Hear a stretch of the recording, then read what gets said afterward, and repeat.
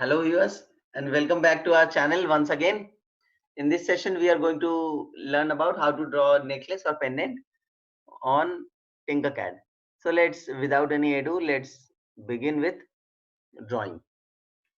Now in order to draw a pendant, first we'll drag this half sphere, change its dimension from 20 by 20 to 40 by 20. Now we have the dimensions there, set the height for the same, set the height as 5.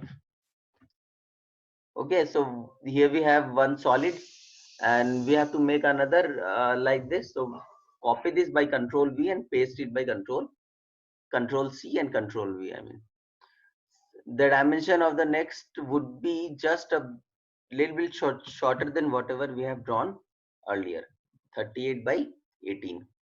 Let's say okay. The height of this we can reduce from 5 to, let's say, 4. So we have a thin shell of 1 mm. Make it a hollow one. We selected hole.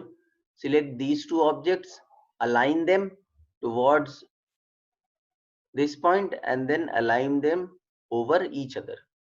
Here we have the object. Now by selecting the object, what we can do, we can select this group button. So there we have one object which is hollow from inside. So what we would do is we would copy this, Control C, and paste this, Control V. We selected these two objects. Now let's write some text on our pendant.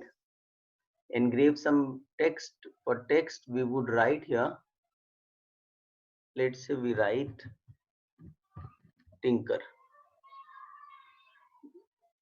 and click outside, then check the dimension for this, set the dimension to be, the length was 40, so we would set this as 30, and about that direction it was 20, so we will set it as 10. Okay, so there we have it, the text. For the text we would Control C and V for the next part also. Shift this here.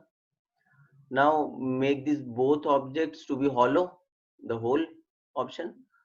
Then select these two objects by pressing Shift and align them towards this line, then over each other, then group them. Now you can see that we have created the basic structure which says Tinker. Okay. Similarly, we can do with these two objects also. Select these two objects, align towards this line, then align over each other and join them together. Now we have two objects. This has to be one over another. So select this object and move it in this direction by 180 degrees. So there we have it, upside down. Select this object, move it upwards by the height of that was 5, so we would move this 5. Okay, select these two objects again, align them towards a single line, it's aligned, then again select them, align them to the center. So there we have it, one over another, this box. Now the last step would be creating the ring. In order to create the ring, we would select this torus, and the thickness of the tube set as 1. The length and width 1 would be a bit thicker, so change it to 0.3. Yes, 0.3 seems just right. Click on this, select the dimensions to be, let's say this is the height, 10 by 8. Let's see how it looks. It looks okay. Click enter. Okay, so higher, this has to be raised by 5 because the height of our object was 5. Select 5, it's there. Now move it, align them in one single line,